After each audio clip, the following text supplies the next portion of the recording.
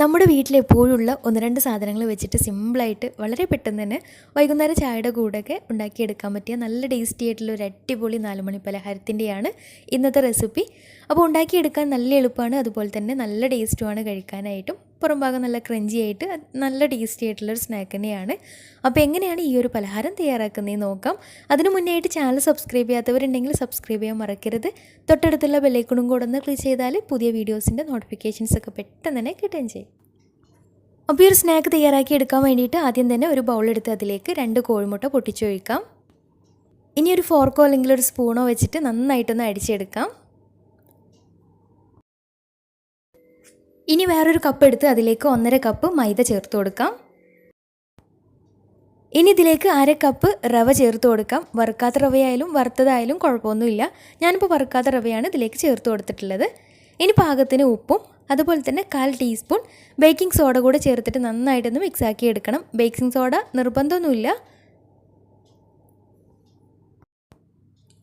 അതുപോലെ തന്നെ മിക്സാക്കി എടുക്കുന്ന സമയത്ത് ഇതിലേക്ക് 1 ടേബിൾ സ്പൂൺ നെയ്യും കൂടെ ചേർത്ത് കൊടുക്കുന്നുണ്ട്. നെയ്യും കൂടെ ചേർത്ത് കൈ വെച്ചിട്ട് നന്നായിട്ടൊന്ന് തിരുമ്മി ഒന്ന് യോജിപ്പിച്ചെടുക്കാം. അപ്പോൾ നെയ്യ് ചേർത്ത് നന്നായിട്ടൊന്ന് മിക്സാക്കി എടുത്ത് കഴിഞ്ഞാൽ ഇനി ഇതിലേക്ക് മധുരത്തിന് ആവശ്യമായിട്ടുള്ള പഞ്ചസാര ചേർത്ത് കൊടുക്കാം. ഞാനൊരു 4 ടേബിൾ സ്പൂൺ പഞ്ചസാരയാണ് ചേർത്ത് കൊടുത്തിട്ടുള്ളത്. ഇനി മധുരം കുറവാണെങ്കിൽ ഒരു 5 ടേബിൾ സ്പൂൺ വരെ ചേർത്ത് കൊടുക്കാം.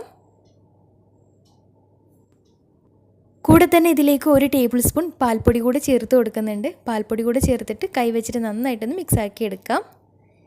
നന്നായിട്ട് മിക്സാക്കി എടുത്തു കഴിഞ്ഞാൽ ഇനി ഇതിലേക്ക് നേരത്തെ ബീറ്റ് ചെയ്ത് വെച്ചിട്ടുള്ള മുട്ട കുറേശ്ശെയായിട്ട് ഒഴിച്ചിട്ട് ഇതൊന്ന് കുഴച്ചെടുക്കണം. അപ്പോൾ കുറേശ്ശെയായിട്ട് മുട്ട ഒഴിച്ചിട്ട് ഒന്ന് മിക്സാക്കി എടുക്കാം. പിന്നെ ഇതിലേക്ക് എക്സ്ട്രാ വെള്ളം ചേർക്കേണ്ട ആവശ്യമൊന്നുമില്ല. 2 മുട്ട തന്നെ ധാരാളമാണ്. പിന്നെ പഞ്ചസാര ചേർത്ത കാരണം പഞ്ചസാര ഒന്ന് അലിഞ്ഞ് വരികയും കൂടെ ചെയ്യുമ്പോൾ അത്യാവശ്യം വെള്ളം അതിലുണ്ടാവും. നമുക്ക് കുഴച്ചെടുക്കാൻ പാകത്തിനുള്ള വെള്ളം അതിലുണ്ടാവും. ഇനി അഥവാ കുറവാണെന്നുണ്ടെങ്കിൽ ഒരു 1-2 ടേബിൾ സ്പൂൺ പാൽ ചേർത്ത് കൊടുത്താലും മതിയാവും.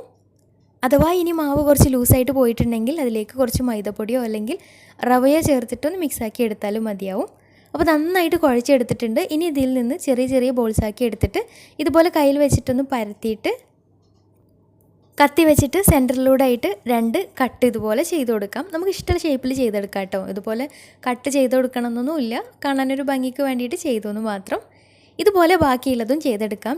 ചെറിയ ബോൾസാക്കി എടുത്തിട്ട് കയ്യിൽ വെച്ചിട്ടൊന്ന് ഉരുട്ടി ജസ്റ്റ് ഒന്ന് പ്രസ് ചെയ്ത്, ഒരുപാട് കട്ടിയായിട്ട് വേണ്ട കേട്ടോ, പ്രസ് ചെയ്തിട്ട് കത്തി വെച്ചിട്ട് 2 കട്ട് ചെയ്ത് കൊടുത്തിട്ടുണ്ട്.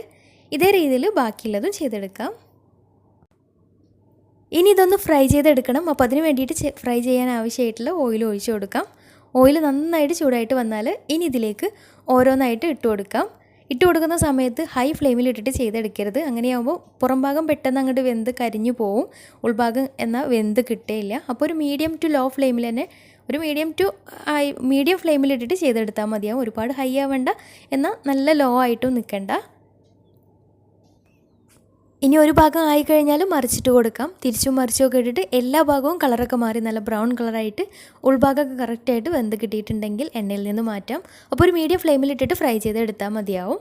നല്ല ടേസ്റ്റി ആയിട്ടുള്ള സ്നാക്കാണ്. കുട്ടികൾക്കും വലിയവർക്കൊക്കെ ഒരുപോലെ ഇഷ്ടാവുകയും ചെയ്യും. അപ്പോൾ വൈകുന്നേരം ചായയുടെ കൂടെയൊക്കെ കഴിക്കാനായിട്ട് നല്ല ടേസ്റ്റ് ആയിരിക്കും. അപ്പോൾ തീർച്ചയായിട്ടും ട്രൈ ചെയ്ത് നോക്കുക. ട്രൈ ചെയ്തിട്ട് നിങ്ങളുടെ ഫീഡ്ബാക്ക്സ് താഴെ കമൻറ്റ് ബോക്സിൽ അറിയിക്കാൻ മറക്കരുത്.